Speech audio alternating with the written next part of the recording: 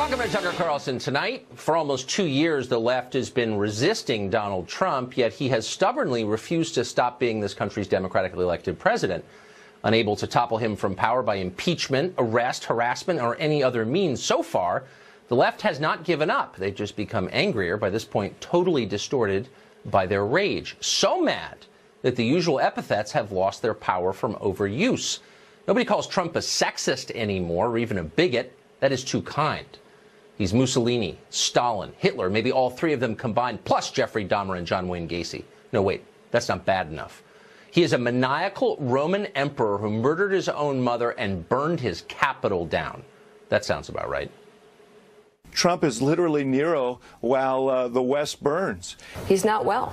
That's the bottom line, that the President of the United States is completely unhinged and getting worse by the day. The people we saw the other evening at that rally, if that's his base, it's deranged. What we are watching in the Trump presidency is worse than Watergate. Did you hear that? Worse than Watergate, says the man who hasn't worked since Watergate. Yes, it is that bad. The left wants Trump gone tonight, but for some unfathomable reason, he is still in the White House. You can imagine how frustrating that must be. So frustrating that progressives have shifted the focus of their anger from the president to the United States itself. Our country, they tell us, must be bulldozed to bedrock and rebuilt according to revolutionary principles approved by the undergraduate faculty at Oberlin College and, of course, by consensus on Twitter. Step one is inviting every poor person on planet Earth to move here tomorrow to go on federal benefits at your expense. Anything less than that is racism. Watch Angela Rye explain as much on CNN.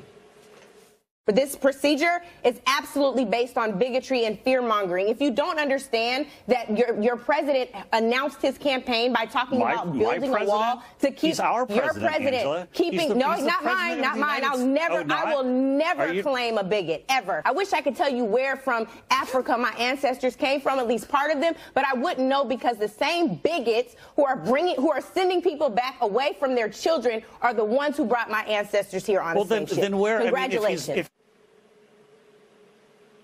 So, if you listen carefully, you just learned that enforcing federal law is now exactly the same as slavery. That's what CNN is telling us.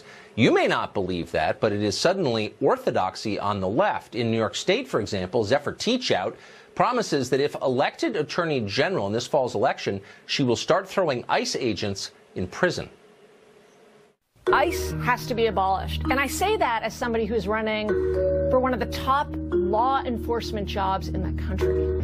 And as Attorney General, I will continue to speak out against ICE. I will prosecute ICE for their criminal acts. In other words, those who enforce the law are the real criminals, just like illegal aliens are the real Americans. And the citizens who work hard, get married, and raise their own kids are the ones who should be ashamed of themselves. War is peace. Freedom is slavery. Ignorance is strength. Orwell saw it all 70 years ago. Suddenly, we are living it in real time. Dennis Prager is a radio show host, the founder of Prager University. He also just wrote a column, The Greatest Hysteria in American History, about the Russia story. He joins us tonight. Dennis, thanks a lot for coming on. You were very eloquent. I just got to tell you that you summarized what is the greatest hysteria in American history. But it's just, well, I guess what bothers me, it's never bothered me if people don't like a politician, any politician. I don't like a lot of politicians. Right. But when the rage distorts the judgment of people who are supposed to be making responsible policy, and they wind up telling us that the people who enforce the law are the real criminals, that can hurt your country. Well, everything they're doing can hurt the country. I mean, calling the man a Nazi and all his supporters are Nazis, comparing the Helsinki conferences they did on MSNBC, for example, to Pearl Harbor and Kristallnacht. Kristallnacht was the opening of the Holocaust. As I wrote in my column, I think a lot of college-educated kids have no idea what the Holocaust or the Nazis were. So right now, I think for millions of young Americans, Nazi means a German Republican in the 1930s and 40s. That's the distortion. That's the evil that the left is perpetrating right now. And I might add, as a Jew, the silence of most Jewish communal groups on the desecration and trivialization of the Holocaust. shows you how deep the roots of leftism are in communal life, in Jewish life, and for that matter, Protestant and Catholic life. It's a very, very serious moment we're living in. As a literal person, I keep asking myself, how would I respond if I believed what they were saying? And I think people do believe what they're saying. So if you really thought there was a Nazi in the White House whose immigration policy was designed to hurt people on the basis of skin color, what wouldn't you do if you really thought that? Right. Well, if you're consistent with your beliefs, I don't quite understand why you wouldn't try to murder the president and, for that matter, any Republican.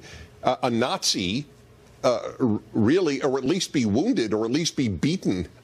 As Woody Allen has in one of his movies, they said, well, we should take the Nazis to court and so on. He said, actually, I think a baseball bat is far more effective. I think that is what we will see. And because that's what's logical. That's what you do to Nazis. I guess the thing that surprises me the most, having lived in Washington most of my life, is the silence from the responsible Democrats, and there are some, and I know them, actually. I don't think, for example, Chuck Schumer, much as I disagree with him, wants to destroy America or is mentally ill, or I think he's probably appalled by a lot of this stuff. I got to believe he is, but he's not saying it out loud. Why is that? I don't think he's appalled, frankly. I think that the belief is that anything that will work should be used. Also, this is really important because I've devoted my life to moral thinking and moral philosophy, that you don't consciously desire. I don't believe he consciously desires to destroy the United States. Of course not. But that's irrelevant. It is what you do, not what you intend, that morally counts.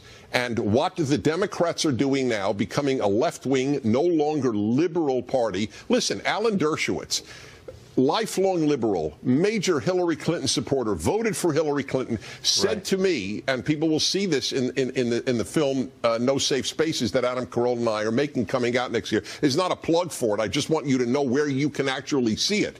He said, as a Jew and as an American, I far more fear the far left than I do the right. It's remarkable, Alan Dershowitz. And if you're over 30 and you grew up watching Alan Dershowitz, it's amazing we've gotten to a place. Well, he's a liberal, not a leftist, and conservatives have to make that point every day. Thanks. There are very few liberals left. I mean, that's right. That's the point. There are. You know who the liberals are? Us conservatives. Me, exactly. Thank you. Chris Hahn is a radio show host, and speaking of Chuck Schumer, a former staffer for Senator Schumer, and he joins us tonight. Chris, thanks a lot for coming on. Anytime, Tucker, you know it. So people say all kinds of lunatic things on cable TV shows. Happens on my show. I get it. I tend to kind of discount a lot of that stuff. Right, for sure. What bothers me is when office holders or people seeking to become office holders start parroting that same language. So I'm just trying to figure out what's acceptable now on the Democratic mainstream of which you're a part. So I'm going to ask you a couple questions, and you just tell me honestly what you think, and it will be a marker for where we are, I think. Reasonable people talking to each other. A, should we abolish ICE and begin criminal prosecution against ICE agents?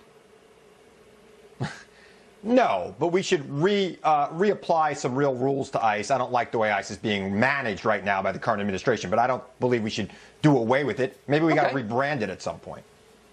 Yeah, that sounds fine. I'm always for making federal agencies better. Doesn't bother me. That's a totally different thing. There are anywhere between 15 million and 20 million people living here illegally, illegal aliens in the country. How many can we deport?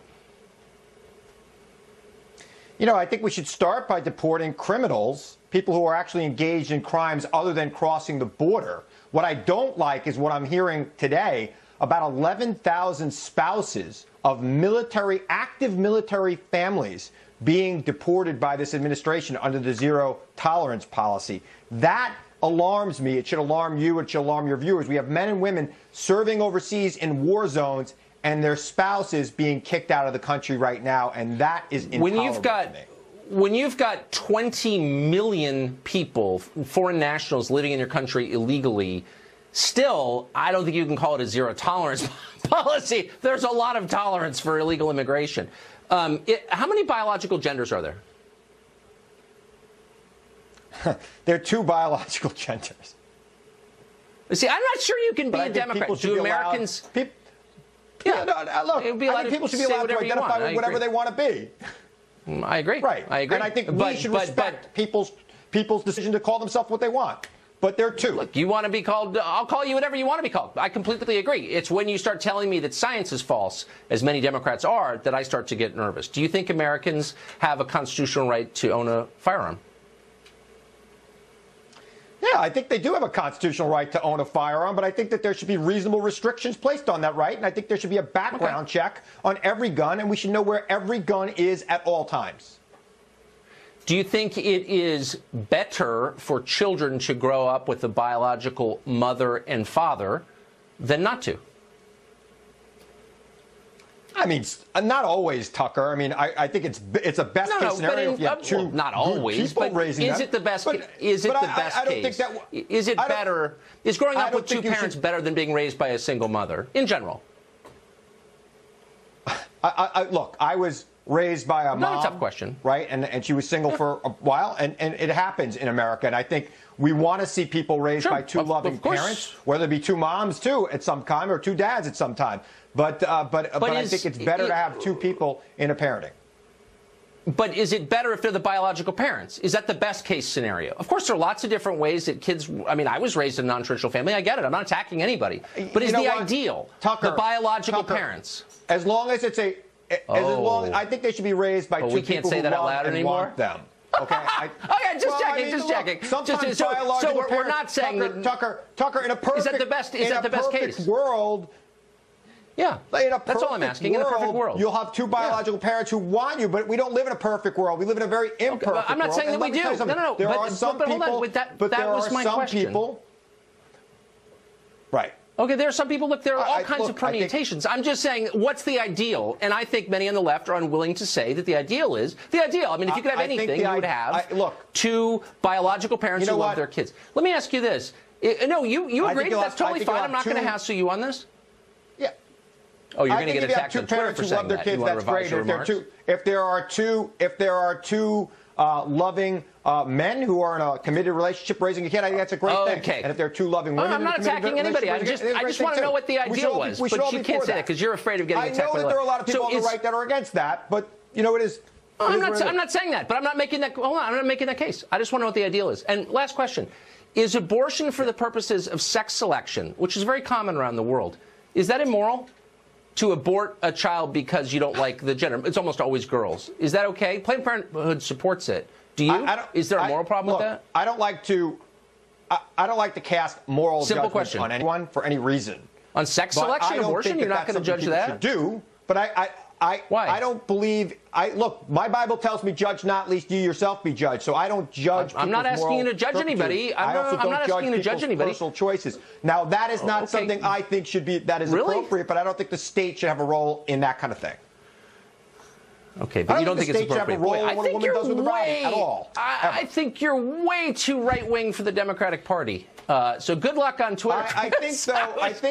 But I was watching. I was watching your last segment.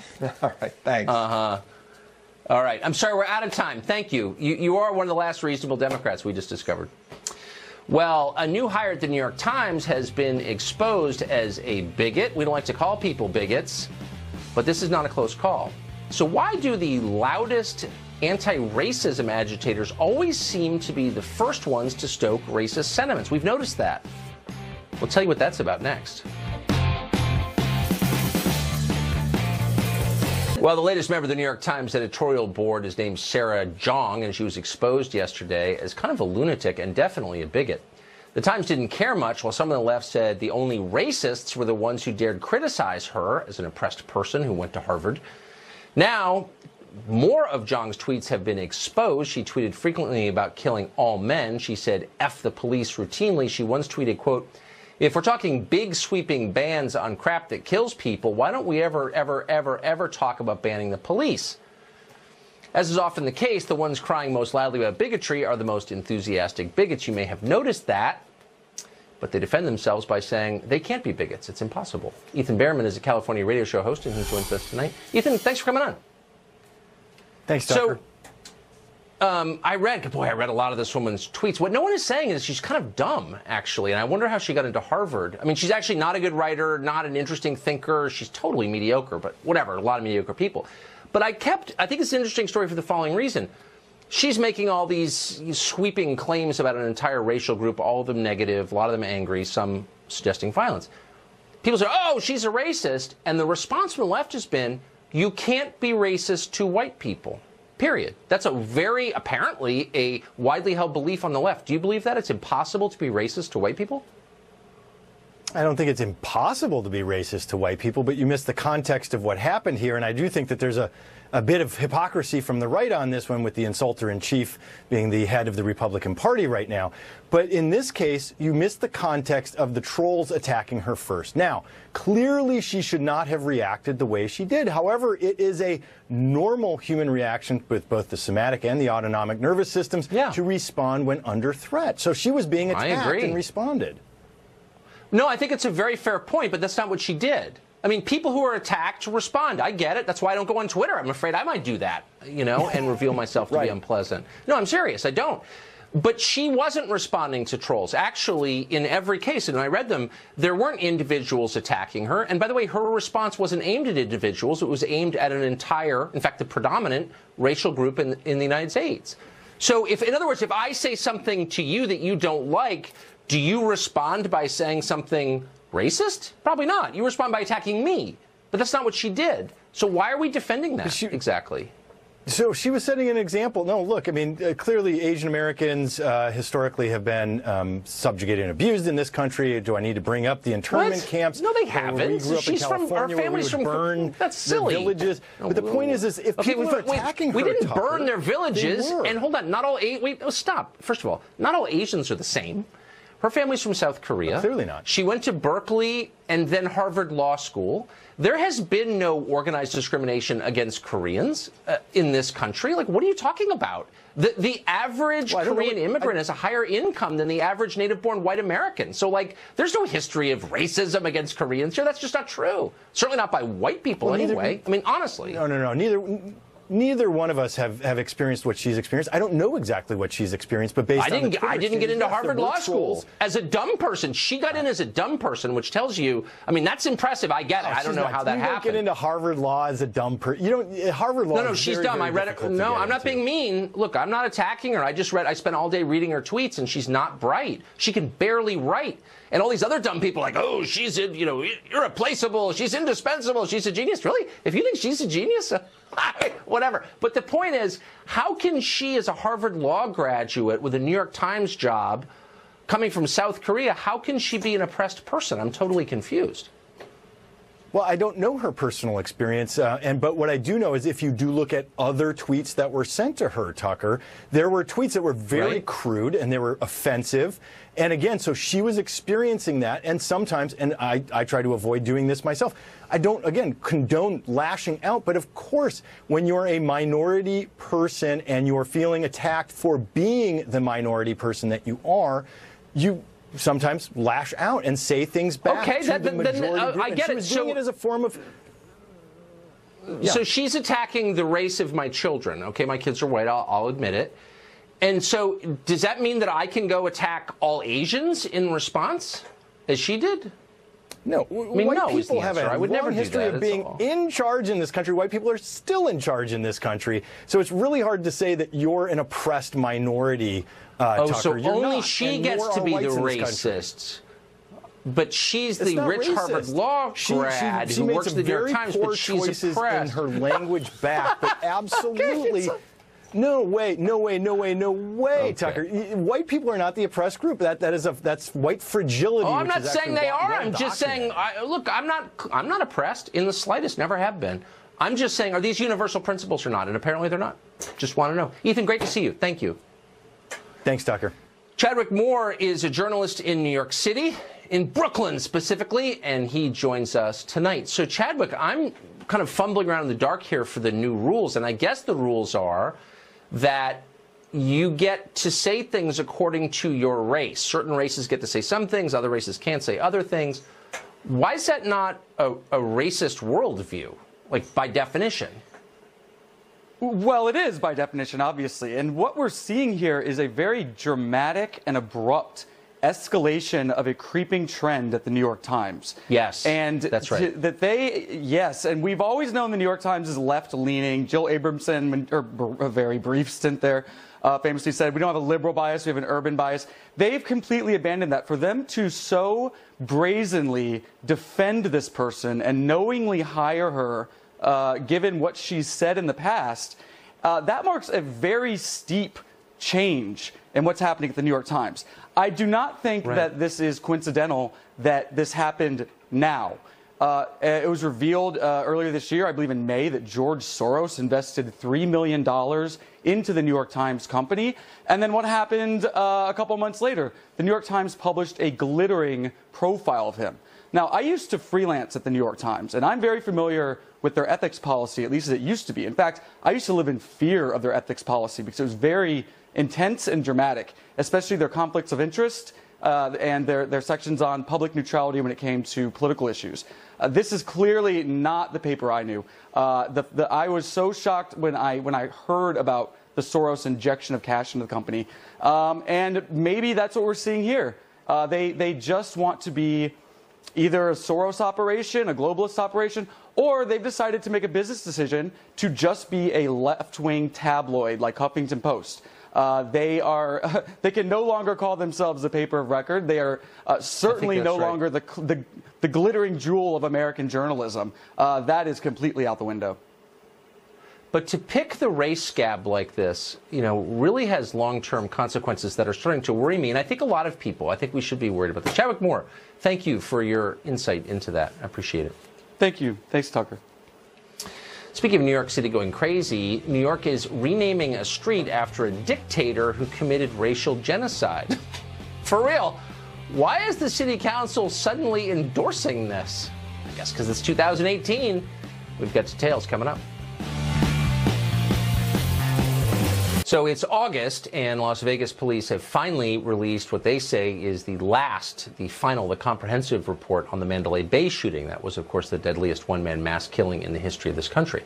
306 days of investigation. What did they find? Well, just about everything except what we wanted to know, which is why. Police say they investigated 2,000 leads, viewed 22,000 hours of videotape, collected 250,000 photographs. After all that, police say they believe the shooter, Stephen Paddock, planned his attack for an entire year. He acted alone and was not connected to any terror group. They also say his finances were not to blame. He was not in any debt. He had lost a lot of money in casinos, though. So what was his motive? Police say they have no idea and that we may never know. And what about the slow response to the shooting from police? Well, Clark County Sheriff Joe Lombardo says that is, quote, an internal matter, whatever that means.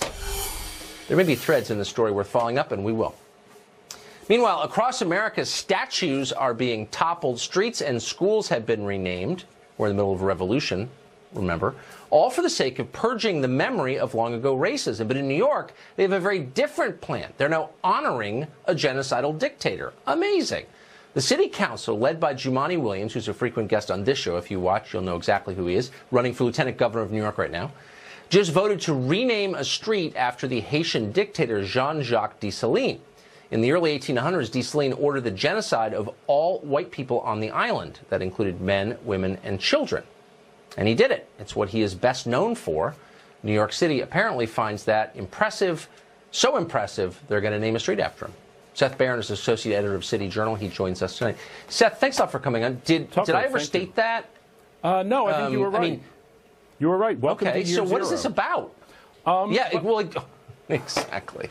Well, I think it would make perfect sense to have a statue or a street named after Jean-Jacques Dessalines in Port-au-Prince, the Haitian capital. Right. I don't understand why we're doing it in New York City. There are a number of Haitians here in Brooklyn, near there. But, this is advocated by the same people, Jumaane Williams and others, who want to tear down the statue of Columbus at Columbus Circle, who want to rename, Stuyvesant High School because Stuyvesant owned slaves. So it's a very extreme kind of measure. If you recall, a year ago, Jumaane Williams was very much in favor of the Puerto Rican Day Parade honoring Oscar Lopez Rivera. I know you had him on then. Oscar Lopez Rivera was a terrorist who bombed a major historic landmark downtown and killed several people, including a cop. But this is who, there he is. This is who the city is now apparently honoring and favoring. What's so, I mean, there are a couple of interesting things about this, but the first is that multiculturalism isn't real. So we were told that multiculturalism is when lots of cultures kind of coexist happily and all that. This is really destroying one culture and replacing it with the new, a foreign culture. I mean, that appears to be, we're taking your monuments down and putting ours up. I mean, that's kind of what's going on. Well, I talked to one member of the city council, a Republican, who voted for it, for this street renaming, and he sort of indicated that this was like insurance or a SOP. This way, this will protect Columbus. Like, if we give them this street for after Dessalines, then they won't come after Columbus. And I said that's like the strategy of feeding your friends to the crocodiles in hopes that they'll eat you last. I think that they'll have Dessalines and take Columbus eventually, when they want to, when they're ready. But Columbus discovered America, and this is America, so maybe there's a reason we celebrate Columbus. Dessalines, whatever, I'm sure he had good points in addition to being a genocidal nutcase. Sure. No one is monochromatic, but, like, what does that have to do with America? Well, I mean, nothing, right? History's complicated. History's complicated, and everybody has their mixed, their mixed story. According to Jumaane Williams, Columbus, Jefferson, Washington, it's all arbitrary why they're honored and Dessalines or Mugabe, I guess, aren't.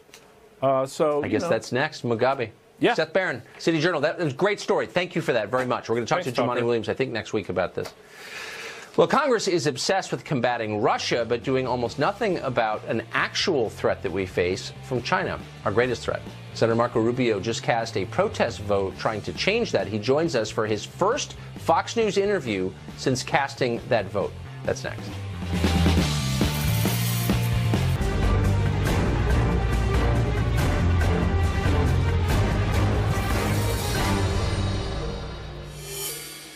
By this point, it's pretty clear that China, and not Russia, is the top threat the United States faces globally.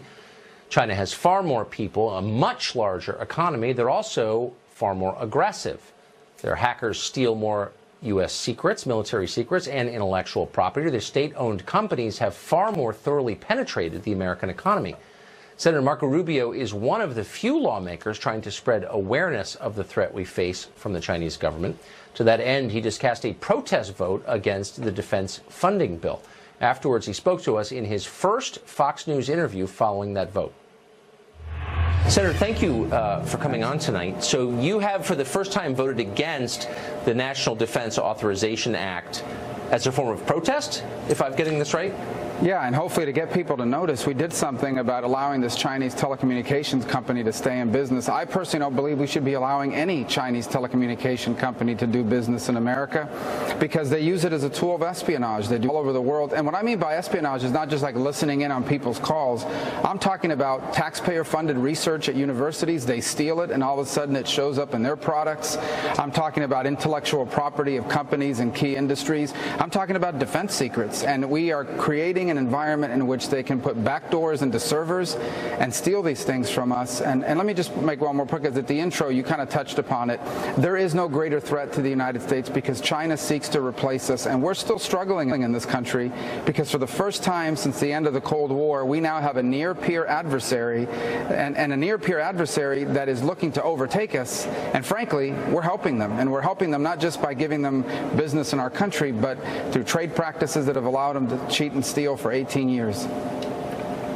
There are reports, and there are many stories like this, but here's one that has emerged in the news recently. Google apparently is planning to do the bidding, in effect, of the Chinese government to censor its search engine in China, helping to prop up an authoritarian regime. What should we make of that?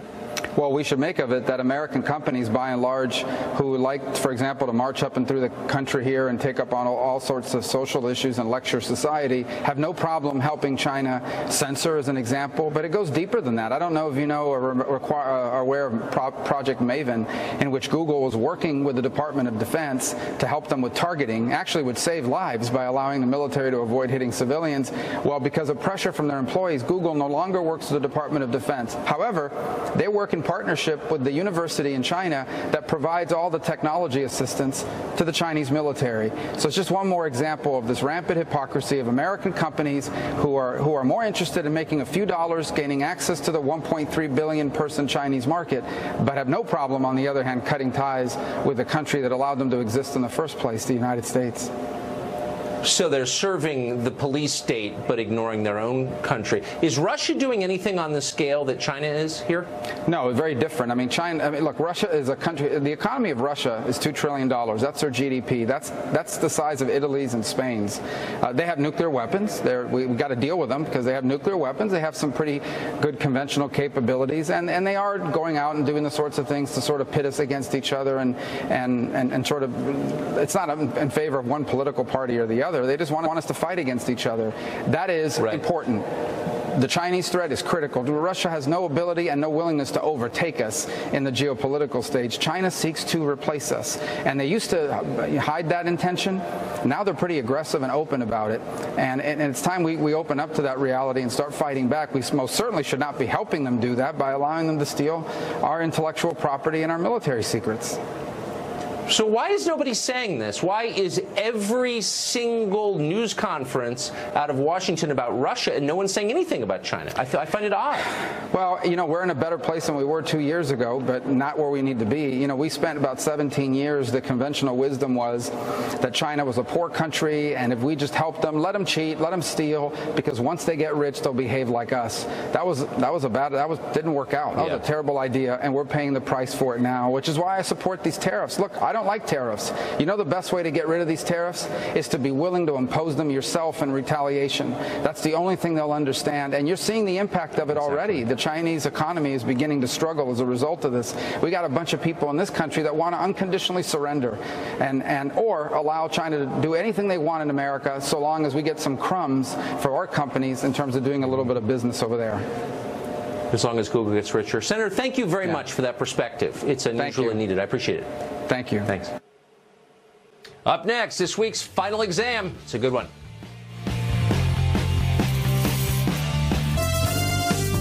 Time now for Final Exam, where we scour the Fox universe for the brightest bulbs to compete against one another to see who has paid closest attention to the news this week. Defending champion Katie Pavlich, who's won 6 or 7 in a row, is off this week. So instead, we have a very special showdown for you tonight. Janice Teen and Adam Klotz are both Fox News meteorologists and great people. The question is, which is the greater expert on obscure news? We're about to find out. Welcome to you both. Hi, Tucker. What an intro. I love it. Great Janice Dean. Adam, I am not going to reveal my deep favoritism toward Janice Dean during the course of this game. I just need to get it out ahead of time. But good luck to you. Okay, do you know the rules? Let me repeat them in case forgotten. Okay. Hands on buzzers. I ask the questions. The first one to buzz in gets to answer the question. You have to wait until I finish asking the question in order to answer it. You can answer once I acknowledge by saying your name. Every correct answer is worth a point. If you get it wrong, you lose a point. The best of 5 wins. Are you ready? No. Go ahead. I'm so nervous. That's the spirit. All right. Question 1. During his show Monday night, Jimmy Kimmel tried to goad a celebrity guest into going after the president. This reality star refused to do that and said she had no complaints with Donald Trump. Who was it? Adam. Kim Kardashian. Kim Kardashian. Okay. Was it Kim Kardashian? Roll tape. I know that you're not necessarily a Trump supporter. I know your husband, Kanye, seems to like him a lot. Do you guys argue about that? Is that something, do you talk politics and, have debates about? You know what? No. I have nothing bad to say about the president. I've never seen her before.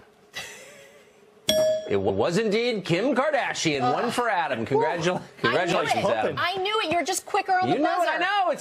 It's a question of getting there. Okay, question 2. Reflexes. You can redeem yourself, Janice. Which Supreme Court justice has liberals rejoicing after this person said he or she planned to stay on the court at least 5 more years? Janice Dean. Ruth Bader Ginsburg. Ruth Bader Ginsburg. RBG. Is it Ruth Bader Ginsburg? Roll tape. Supreme Court Justice Ruth Bader Ginsburg. I gave you this for drama. Oh, how we always, she's got 3 names closer. and we get to say them all. Announcing she plans to retire from the Supreme Court 3 years into President Trump's 2nd term. I am 84 years old and everyone wants to take a picture with me. To get close. That's it. You were right. Janice Dean setting up a tie, 1-1, moving into question 3. It will not be tied by the end of this. Here's the question. Over the past weekend, Barack and Michelle Obama were caught on tape dancing at a concert. Who was performing? Oh! Janice Dean. Jay-Z and Beyonce. Jay-Z and Beyonce, says the former Canadian DJ Janice Dean. Was it Jay-Z and or Beyonce? Roll tape. The former president and first lady caught on camera at this weekend's Beyonce and Jay-Z concert, dancing and waving their hands in the air. I can't take her and dancing of course, anymore. About 1,000 people posted the moment to social media. It's humiliating me, not you. The Obamas are living their best lives. And why not? Oh, Adam, she's a force of nature. I warned you. Okay, so it's 2-1. Now, we're going to question 4, and I'm just going to warn you, this is a legitimately tough question. I had no idea the answer. Okay. So I'm going to throw it at you. Question 4 is multiple choice. San Antonio Aquarium is the scene of the story. 3 people arrested there this week when they were caught on tape using a baby stroller to steal what kind of animal? Was it A, a penguin, B, a tortoise, C, a shark? They did this so we can win overtime. It is C, a shark. Oh! You can't put a shark in a baby stroller. Was it indeed a shark? Says Adam. Roll tape. 3 brazen fish nappers seen here on surveillance camera grabbed the shark by the tail, wrapped her in a wet blanket, placed her in a bucket, then tucked the bucket into this stroller. Within hours, the stolen shark was allegedly put up for sale on Facebook. Holy smokes. I can't believe you knew that. I never would have guessed it. I would have said penguin or tortoise, but what do I know about aquarium theft? Okay. So now we are really in the ideal situation. Sudden death overtime. Final question. This will determine the winner of tonight's final exam. Okay? This is a weather-related question for our 2 meteorologists. So and it is this. A cloud in Texas is wowing the internet at this very moment because it has a very unusual shape. What does that cloud resemble? Janice Dean.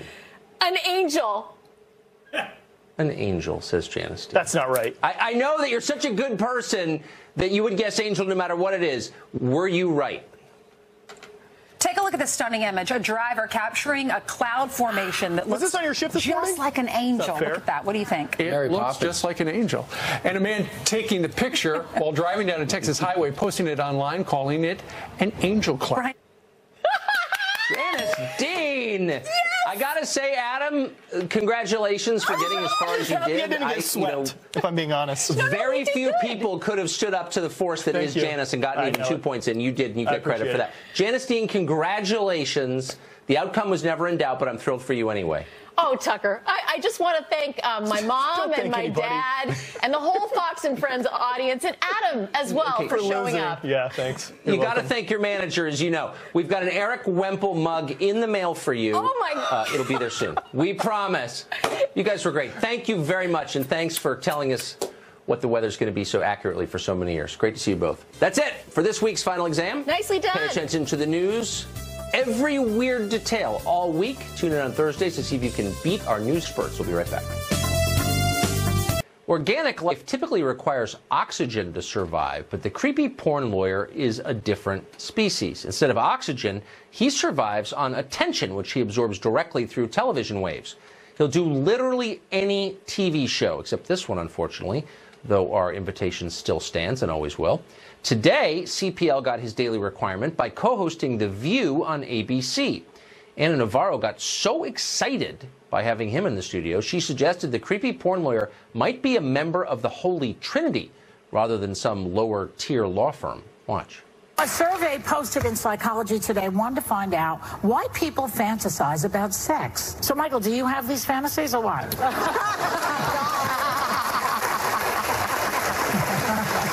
Well, to be clear, unlike Ted Cruz and Tucker Carlson, I actually believe in sex. They don't. Yeah. So, of course I have sexual fantasies, but he has all 5 of my kids. He definitely believes in sex. Tucker Carlson has a bunch of children. But I don't know what that means. But all of my sexual fantasies involve handcuffs. All of my sexual fantasies involve handcuffs? Now, the creepy porn lawyer is already creepy, hence the name. What could he possibly say to get creepier? He just said it. That seems a fitting way to cap a truly bizarre week. We hope you have a terrific weekend that is blessedly lawyer-free above all. Thanks for watching all week. We'll be back Monday, 8 p.m., the show that's the sworn enemy of lying, pomposity, smugness, and groupthink. It was great to see you. Sean Hannity is next. Judge Jeanine sitting in. Have a great weekend.